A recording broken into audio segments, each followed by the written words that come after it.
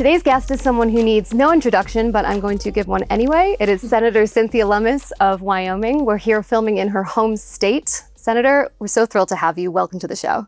And welcome to Wyoming. It's just great to have you here. I'm so happy to be home. Oh, thank you. Yeah, we love it here. It's beautiful. Beautiful, as you know. Thank you. Yeah. We always ask our guests this first question. What does crypto in America mean to you? To me, it means financial freedom. It means opportunity for people who are underbanked, who have been debanked, and who don't trust banks, which is true of many of the Native American populations, for example. It gives them an opportunity to own an asset in their own personal wallet that is both a store of value and a means of exchange. But it is also a huge opportunity for business because, as we know, there's so many people that don't want to have an individual wallet. They want someone to custody their wealth. And that's why these exchange-traded funds provide traditional investors with vehicles that they can save with. So it provides a new element of financial freedom, new businesses in America that are truly going to be transformative because our whole culture is moving towards digitization, and how financial services participate in that is just part of the picture, but a very important part of the picture. Maybe taking a step back, Senator Lummis, I'd love to know how you even got into the digital asset sector. What made you so interested in it, especially at a time when it wasn't really popular? It is kind of an unusual match for a rancher from Wyoming to take up digital assets. But I had been state treasurer here in Wyoming.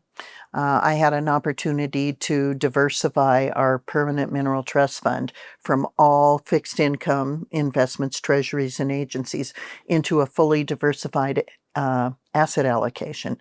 But we were always looking at things on all ends of the spectrum, the short-term high liquidity assets, as well as the long-term stores of value. And this is such a logical long-term store of value. Now, right now, I'm speaking specifically about Bitcoin. But so I was introduced to digital assets via Bitcoin. Took a deeper dive when I gave a little talk at the Satoshi Roundtable, and then got thoroughly orange-pilled, as they say. Was it through your son? Son-in-law, and a young man who I had never met, named Austin Alexander, who sort of took me under his wing at the Satoshi Roundtable and was explaining to me that the advocacy that the miners were taking was for one reason, the investors another, the cryptographers another. This was the year 2017 when there was a lot going on in the whole Bitcoin policy world. And so I just happened to be in the right place at the right time to learn a lot, and then became more inquisitive, started reading, and then my home state of Wyoming became a leader in creating digital asset policy. We were the first state to have a special purpose depository institution.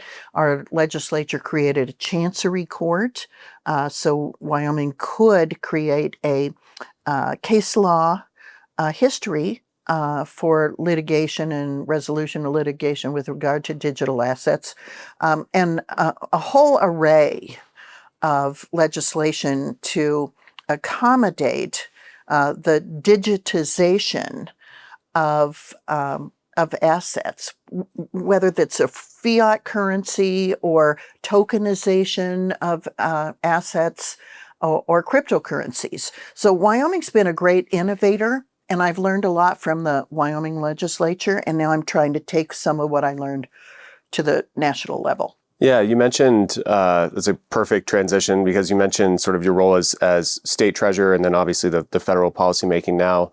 Wyoming is probably not the first destination that people would think of in terms of digital innovation, but it has this really rich history in digital assets. Do you think it's just that role as like a frontier state, or like what do you think led to Wyoming being such an interesting sort of sandbox for innovation in this space? Well, states do tend to be incubators of innovation, and they get to prove or disprove certain policies. But Wyoming in particular has been extremely innovative. The LLC, Limited Liability Company, was created in Wyoming, and now, of course, it's everywhere. It's everywhere. And we have followed through with innovation in the digital asset space. It's a few creative thinkers in the Wyoming legislature that have foresight and the trust of their colleagues. So if you have colleagues for whom this is not an area of expertise, but they have confidence in their colleagues who are proposing this, sometimes success comes out of it. And it was certainly the case in Wyoming. And then we have a very robust state banking division. There are about 4,000 banks that are state regulated and only about 1,000 that are regulated by the OCC. And so because of Wyoming's small size, we have the smallest population in the nation. Community banks are extremely important in Wyoming, lending to local small businesses. And the big banks don't want to deal with those customers. So having a robust state banking division and great capabilities to assess banking risk, comply with Bank Secrecy Act and anti-money laundering laws and the whole gamut of laws, but still do it at the state level. So you have a rock solid state banking system is another component of the strength of Wyoming in this area. We had Anthony Apollo, the executive director of the Wyoming Token Commission, on the show as well. And he talked about the new token that was being launched at like a state level. And one of the questions we asked was, do you see other states following suit and launching their own stable tokens and things like that? And he was like, no, we actually kind of hope that they adopt ours, right? Because we did the work. Mm-hmm. Do you kind of see that the same with Wyoming kind of leading the way with digital assets and like that other states will follow what Wyoming did? Or do you see them coming up and popping up with their own initiatives? Well, we have seen other states adopt our SBDI laws, use our laws as a template for their statutes. Nebraska did that, for example, and several others.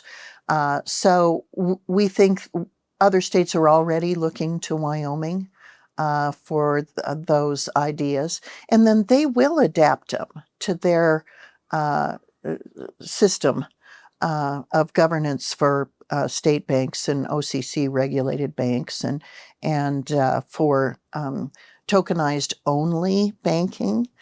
So we're at a very innovative time nationally. In financial services, we're seeing digital assets integrated into mortgages, into insurance products, and you're going to see more of that going forward. Treasury Secretary Scott Bessent, I think, freaked out the Bitcoin community recently when he said, we're actually not going to be buying Bitcoin. And then he had to correct himself, I think, later on and said, we're actually going to be thinking about budget neutral ways to acquire Bitcoin. You yourself have the Bitcoin Act. I'm curious to know what your thoughts are around that. I think there's a lot of questions. How much Bitcoin does the U.S. government currently have? There's some questions around, is it a lot less than we originally thought? Where are we headed with that initiative? Well, it has been very hard to find out how much Bitcoin we have. And it does seem that we have less than I had thought, 10 months ago. So I think more was sold during the Biden administration than we knew. It's really hard to find out. We continue to dig and try to find out. The Bitcoin Act does not require new money to be spent to acquire Bitcoin. It provides that assets that are already held by the federal government in the form of gold certificates could be brought from their 1970s value up to current market value and then sold to purchase Bitcoin. So you don't even need to use new money, new tax dollars to create a strategic Bitcoin reserve that, if held for 20 years, is robust enough to cut our national debt in half. Now, that was our original purpose. That was something that was embraced by candidate Trump and seemed to be embraced early on in his executive orders. Now, I understand what can happen when your focus has changed to the war in Ukraine, to tariffs, to resolving the wars in Cambodia and in Pakistan and India. It's easy to forget that the Bitcoin Act did not require new money to be expended to get a strategic Bitcoin reserve. So one of the things I would really like to do is call up Secretary Bessent, who's a very busy man, and say, you got to make time for me. I want to go over again and remind you what our thinking was. And I hope the opportunity to do that will be sooner rather than later. Yeah, Senator, speaking of very busy people, I know your schedule is jam-packed, and we really appreciate you sitting down with us today. But we couldn't let you go without asking about all the work you guys are doing on market structure. Passed out of the House, you guys put out the RFI, and we've heard how many comments came in on that. How are you feeling about where the legislation is and our chances of getting something done? We asked the industry to help us draft it, and they are. We've got, I think, 3 bound volumes of comments from the whole gamut of players in this industry, which makes it a more rich product when we eventually put it out. So you will see the work product of the Senate Banking Committee in September. You will see the Senate Banking Committee work the bill in September, before the end of the month. I believe you'll see the Senate Ag Committee work its part of it, the commodities part of it, in October. We will wrap our product around the House Clarity Act in recognition of the fact that they got a pretty robust bipartisan support, and we don't want to just tweak and monkey with their work product very significantly.